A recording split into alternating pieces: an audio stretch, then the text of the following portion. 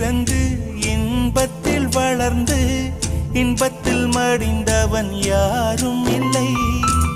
துன்பத்தில் பிறந்து துன்பத்தில் வளர்ந்து துன்பத்தில் முடிந்தவன் யாரும் இல்லை.